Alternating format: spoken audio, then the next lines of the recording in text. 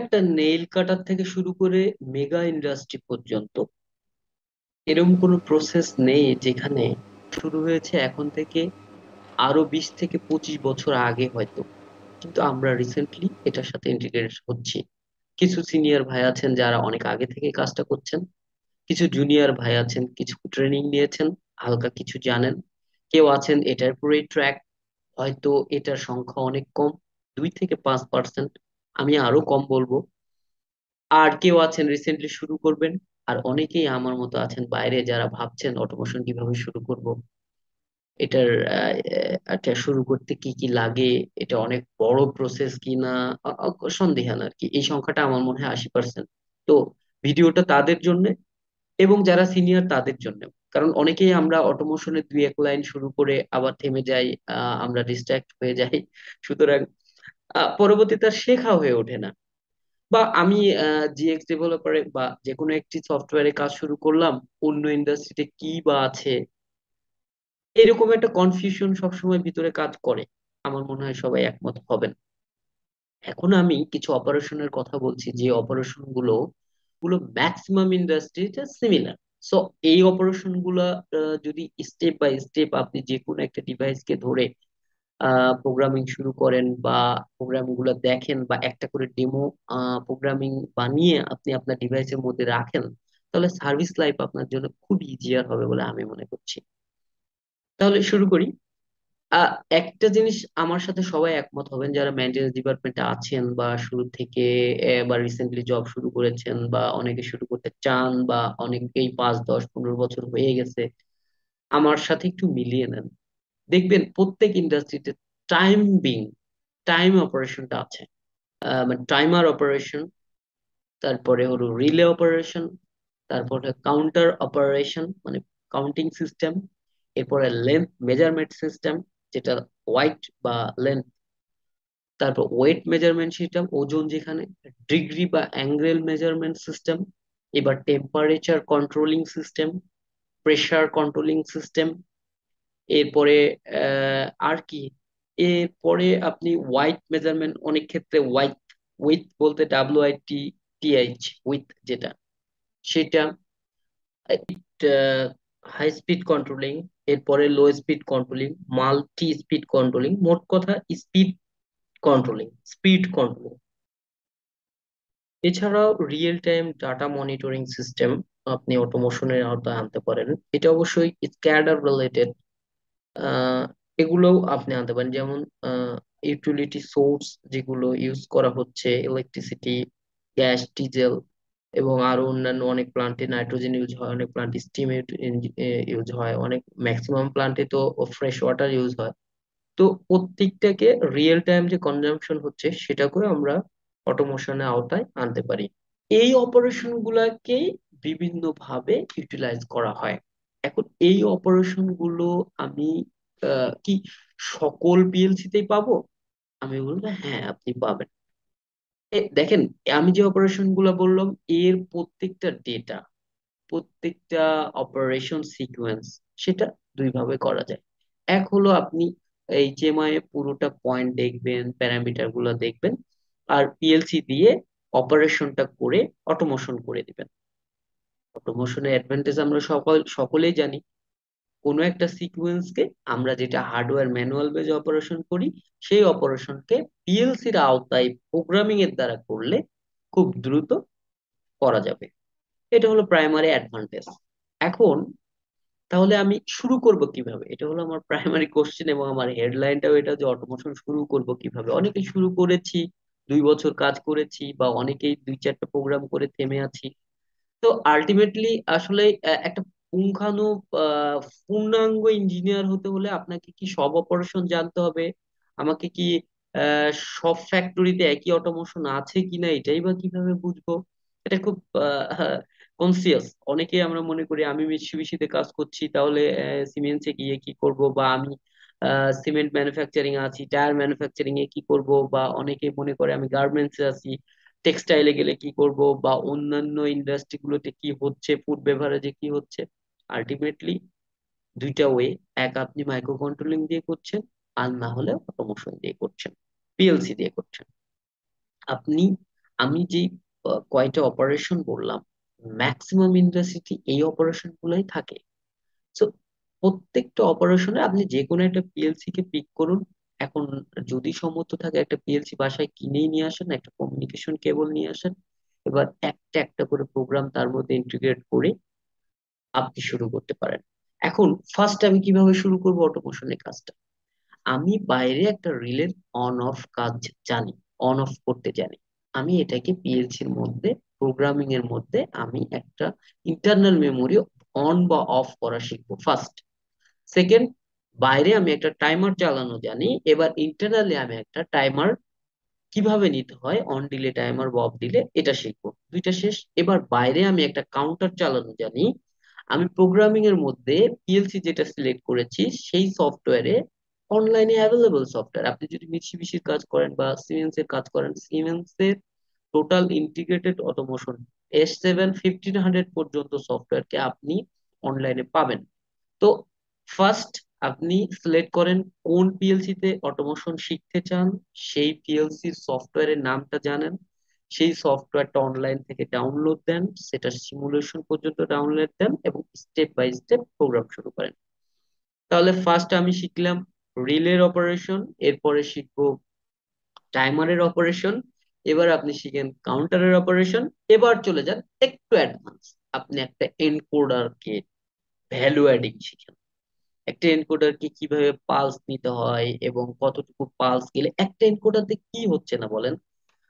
আমি যখন একটা এনকোডারের প্রোগ্রামিং শিখবো একটা পিএলসির মধ্যে, তখন আমি কি কি পারছি? আমি অ্যাঙ্গেল সিলেক্ট করতে পারবো, আমি লেন্থ সিলেক্ট করতে পারবো, আমি ডিস্টেন্স সিলেক্ট করতে পারবো, আমি রোটেশন সিলেক্ট করতে পারবো, আমি স্পিড দেখতে পারবো। একইভাবে যেই পিএলসির আওতায় আপনি সফটওয়্যার ডাউনলোড করেছেন এবং প্রোগ্রাম শিখছেন, সেই পিএলসিরই ইন্টিগ্রেটেড আপনি দেখবেন যে এইচএমআইও আছে। সাপোজ আপনি সিমেন্স দিয়ে করছেন, সিমেন্সেরই এইচএমআই আছে। ডেল্টা ডেল্টা পিএলসি তে কাজ শুরু করেছেন, তাহলে ডেল্টা পিএলসির এইচএমআই আছে, সেই এইচএমআই এর সফটওয়্যারটাও আপনি নিয়ে নেন। তো যখন আপনি এনকোডারের কাজ শুরু করেছেন বা টাইমার এর কাজ শুরু করলেন, step by step second third fourth, এই একই জিনিসের ভ্যালু, ওই ভ্যালু গুলোকে এইচএমআই দেখবো, এই প্রোগ্রামটাও করেন। তাহলে আপনার রিলে হয়ে গেল, টাইমার হয়ে গেল, এবার এনকোডার হয়ে গেল। এবার চলে যান লিনিয়ার বেস কি কি অপারেশন আছে। লিনিয়ার যেমন linear load cell, load cell কিভাবে কাজ করছে, বা আপনার হলো একটা লিনিয়ার সেন্সর কিভাবে কাজ করছে, সেখানে চলে যান। তারপরে হলো এবার অ্যানালগ অপারেশন। ও, একটা জিনিস আমরা তো ভুল করে থাকি, সেটা হলো ডিজিটাল সিগন্যাল এবং অ্যানালগ সিগন্যালকে আমরা মিলিয়ে ফেলি। আসলে আমরা বাসায় যে সুইচটা ইউজ করছি, সেই সুইচটা কি সিগন্যাল আমরা অনেকেই জানি। আসলে এটা ডিজিটাল সিগন্যাল। হাই বা লো যে সিগন্যাল হবে সেটা হলো ডিজিটাল। সুইচ অন বা অফ, জিরো বা ওয়ান, অন অফ, মাথায় রাখেন যে অন বা অফ যেগুলা, সবগুলো ডিজিটাল সিগন্যাল। এতক্ষণ আমরা যে অপারেশন গুলো করলাম সেটা হলো ডিজিটাল সিগন্যাল। এবার চলে যাব অ্যানালগ সিগন্যাল। অ্যানালগ সিগন্যালের কাজ হলো কার্ভলি। যেমন ধরেন কোথাও টেম্পারেচার উঠে কিভাবে, গ্র্যাজুয়ালি। প্রেসার উঠে কিভাবে, গ্র্যাজুয়ালি। 0 থেকে 10 তো আর হয়ে যায় না, 0, 1, 2, 3, 4 লাইক দ্যাট। তাহলে আপনি বটম থেকে কাজ শুরু করেছেন, ওই পিএলসি সিলেক্ট করেছেন, পিএলসি সফটওয়্যার সিলেক্ট করেছেন, সেই সফটওয়্যার আপনি আপনার ল্যাপটপ বা পিসিতে ইনস্টল করেছেন। এবার একটা করে ইন্টিগ্রেটেড প্রোগ্রাম শেখা শুরু করেছেন। কোথায় আছি আমরা এখন? এনকোডারের কাজ দেখলাম। এবার চলে যাব টাইম, টেম্পারেচার কন্ট্রোল। টেম্পারেচারের আরটিডি কন্ট্রোলিং কিভাবে করতে হয়, অ্যানালগ ডিভাইস সিলেকশন কিভাবে করব। এরপরে চলে যান প্রেসার কন্ট্রোলিং। তো প্রেসার কন্ট্রোলিং এ কি কি থাকবে বা টেম্পারেচার কন্ট্রোলিং কি কি থাকবে? প্রথমত, এই পিএলসি তে প্রোগ্রাম করা, এই সফটওয়্যারে প্রোগ্রাম করার জন্য আপনি প্রোগ্রামই করছেন, এখানে অ্যাড্রেসিং মোডে আপনাকে অবশ্যই অ্যাড্রেস করে দিতে হয় যে ওই পিএলসি তে অ্যানালগ মডিউলটা কোন স্লটে আছে। ঠিক এই জিনিসগুলো হার্ডওয়্যার সিলেকশন বলে। অনলাইনে আপনি যখন আপনি টেম্পারেচার কন্ট্রোলিং বা প্রেসার কন্ট্রোলিং শুরু করবেন, তখন আপনি এমনিই দেখতে পাবেন। তবে মাথায় রাখতে হবে, আপনি যখন টেম্পারেচার কন্ট্রোলিং করছেন, শিখছেন, তখন যেন শুধু টেম্পারেচার কন্ট্রোলিং শিখেন, ওই সময় প্রেসার কন্ট্রোলিং এ যাবেন। একইভাবে। তো আমি তাহলে কি শিখলাম? সফটওয়্যারের মধ্যে প্রোগ্রামিংটা শিখলাম। এবার স্লট হার্ডওয়্যার পিএলসি তে অ্যানালগ কার্ড ইনস্টলেশন শিখলাম। এবার বটমে এবার বটমে মানে ফ্লোরে আমি যেখান থেকে প্রেসার বা টেম্পারেচার নিব, সেখানে কি ধরনের ডিভাইস লাগবে, টেম্পারেচার জন্য টেম্পারেচার জন্য কি ধরনের টেম্পারেচার সেন্সর লাগাবো, আরটিডি মানে পিটি 100 কোনটা হবে, তো এই সিলেকশন গুলো তখন আপনি আগে জেনে নেবেন। তারপরে প্রেসারের জন্য প্রেসার ট্রান্সডিউসার কিভাবে সিলেক্ট করবেন, তো অ্যানালগ সাধারণত দুই ভাবে হয়। ডিভাইস যেটা বটম লেয়ার ডিভাইস, যেটা যেটা আমার ইকুইপমেন্টের সাথে লাগানো থাকবে, সেটা হলো হয় 4 থেকে 20 মিলিয়্যাম্প, আর না হলে 0 থেকে 10 ভোল্ট। আপনি যখন প্রোগ্রামিং শিখবেন তখন এটার ভ্যালু কিভাবে নিতে হয়, ভ্যালুকে অ্যাড্রেসিং করতে হয় কিভাবে, ভ্যালু মাল্টিপ্লিকেশন ডিমাল্টিপ্লিকেশন কিভাবে করতে হয়, এগুলো আপনি জেনে যাবেন। তাহলে আমরা প্রেসার পর্যন্ত পেলাম, টেম্পারেচার পেলাম। এটা কিন্তু একটা অ্যাডভান্স লেভেলে আপনি অলরেডি চলে এসেছেন। আর একটু অ্যাডভান্স লেভেলে যদি যেতে চান, ওই টেম্পারেচার বা ওই প্রেসারকে একটা ট্রেসিং দেখানো। ট্রেসিং মানে একটা কার্ভ দেখানো, কার্ভ আকারে যাবে। টাইমলি রিয়েল টাইম কার্ভ আছে বা আওয়ারলি আওয়ারলি কার্ভ আছে, এটুকু করতে পারেন। যদি আপনি ট্রেসিং শিখে যান, ট্রেসিং এর পরে এটাকে সার্ভারে আমি কিভাবে রাখবো, এটা শিখতে পারেন। মোটামুটি অ্যাডভান্স লেভেলে আমরা চলে এসেছি। তো এই ডিজিটাল এবং অ্যানালগ সিগন্যাল কিভাবে সিলেকশন, হার্ডওয়্যার সিলেকশন করতে হয়, প্রোগ্রামিং এর মধ্যে এর অ্যাড্রেসিং কি আছে, মোটামুটি এগুলো আয়ত্ত হলে আপনার বেসিক কিন্তু চলে এসেছে। এখন পরের স্টেপে যদি আবার যেতে চান, পরের স্টেপ বলতে একটা অপারেশনে ধরেন 4টা ড্রাইভ আছে, 4টা পিএলসি আছে, এগুলাকে এখানে আরেকটু বলে নিই, যখন আপনি এগুলো সিলেকশন করবেন দুই ভাবে কিন্তু সিলেক্ট করা যায়। যখন আমি একটা প্যানেল ইন্টিগ্রেটেড করব, আইপি বেস প্যানেল হয়, অথবা আপনি ডিরেক্ট কমিউনিকেশন কেবলের দ্বারা হয়। তো আইপি বেস যেগুলো, সেগুলোকে একটা সুইচ যেটা বলে ইন্টারনেট সুইচ, সেই সুইচের একটা একটা আইপি থাকবে, সেই সুইচে সবগুলো ইন্টিগ্রেটেড হয়ে সুইচিং হয়। তো যখন আপনি শিখবেন gradually step by step note রাখবেন, পরের স্টেপে কি আছে, পরের স্টেপে কি আছে, পরের স্টেপে কি আছে। তাহলে আমরা মোটামুটি প্রাইমারি অপারেশন যেগুলো সকল ইন্ডাস্ট্রিতে মোটামুটি সমান, সে পর্যন্ত চলে এসেছি।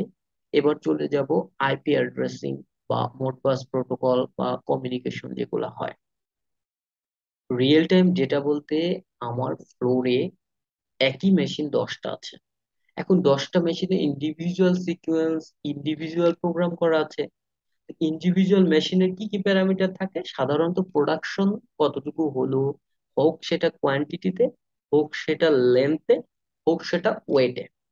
এই কোয়ান্টিটি গুলোকে এখন 10টা মেশিনের টোটাল কতগুলা এক জায়গায় ইন্টিগ্রেট করতে হয়, যদি একই পেজে আনতে হয়, তখন আপনাকে 10টা পিএলসি, 10টা ড্রাইভ বা এই 10টা কন্ট্রোল প্যানেলকে এক জায়গায় ইন্টিগ্রেট করা শিখতে হবে।